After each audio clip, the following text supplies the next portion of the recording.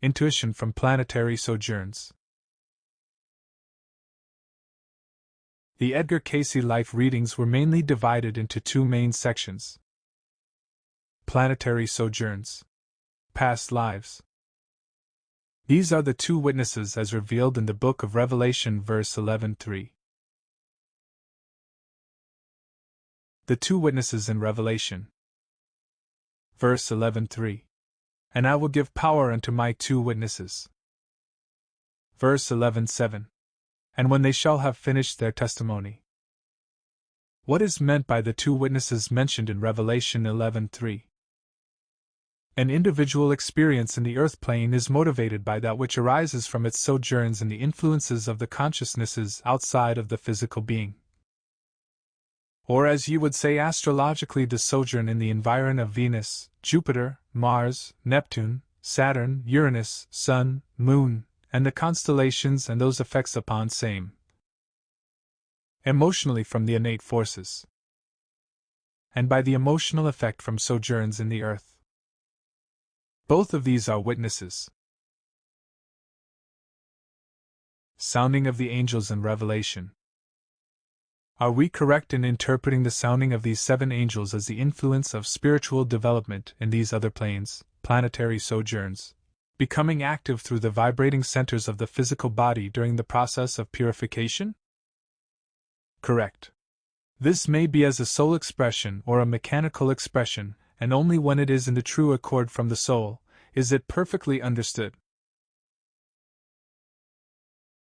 Those influences from the astrological aspects, or the sojourns of the entity in the planes about the earth, as ye call the planets, are to the innate, or the intuitive forces of the entity. The astrological aspects come in the mental emotions, or they arise as intuitive urges in the experience of an entity. The astrological influences then we find coming under Mercury, Venus, Jupiter, Saturn, these making for very definite intuitive urges to the entity through the emotions mentally. The environs about the earth, or those termed astrological aspects, become as the innate influences, or those that are oft expressed intuitively, or from the unseen forces of the influence. The astrological are as innate, or those often termed as the intuitive influences. Hence they are at times construed to be outside forces, but are really the intuitive response of the inner self to outside influences. While the astrological aspects and the sojourns in the earth have their influence, none of these surpass the will of the entity. These then become as intuitive forces through the astrological aspects and latent urges of the emotions through the material or earthly sojourns. Hence we find inclinations and tendencies that become as motives if these are acted upon through the mental self. The astrological aspects, which come as those latent forces or influences that are intuitional, or intuitive. And the body has the abilities and intuition to the point where the psychic faculties of the body, or the soul forces, may give expression in the material, or manifest in material ways and manners, to an advantage. Meditation and intuition.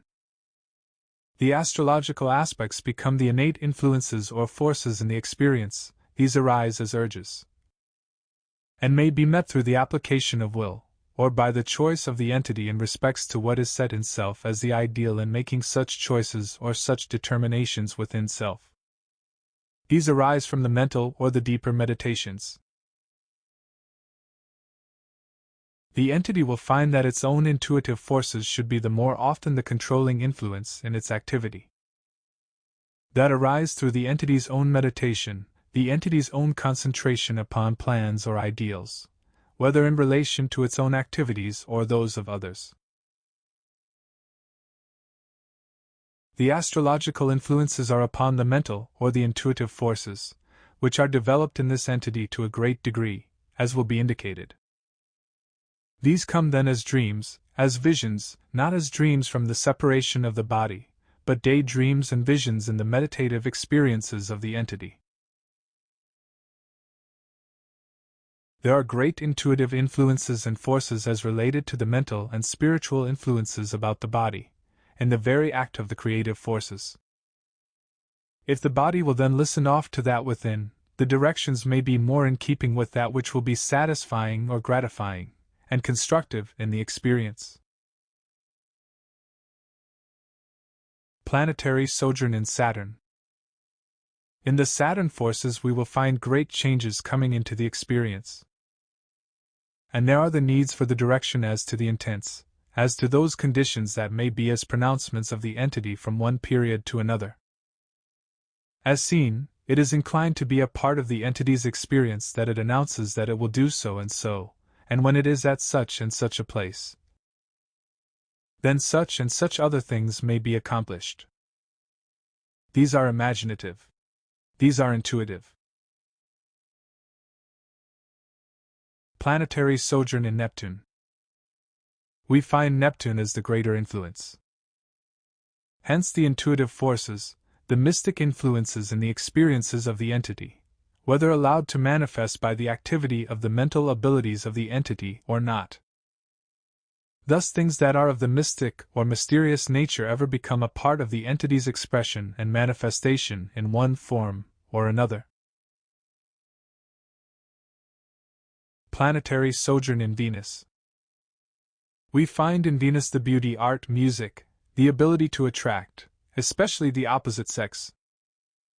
This, without urge, is the natural intenseness and tenseness that is the intuitive influence, expressed periodically or spasmodically. Such should be cultivated. Planetary sojourn in Uranus. From Uranus we find the intuitive nature, as well as the extremes. These will become more a part of the experience, as the choices are made and as there is the development in those fields of expression indicated as an outlet for the activities of the entity. In the Uranian we find the abilities for the innate influence of intuitive knowledge. Planetary sojourn in Mercury. In Mercury we find that seeking for high mental aspirations, high mental abilities. Hence the entity becomes more and more intuitive, in its experience, in its associations, in its studies of activities, experiences or associations with others. Planetary sojourn in Jupiter. In Jupiter the universal consciousness, the intuitive forces, the abilities for the attuning of the mental and the spiritual to ideals. Thus, as a teacher, as an instructor, the entity may find the outlet for its abilities. Jesus Christ achieved perfection on all planetary sojourns. Should Jesus be described as the soul who first went through the cycle of earthly lives to attain perfection, including perfection in the planetary lives also? He should be. This is as the man, see? Books about planetary sojourns. Souls on Earth, exploring interplanetary past lives. Extraplanetary experiences. Alien contact and the expansion of consciousness.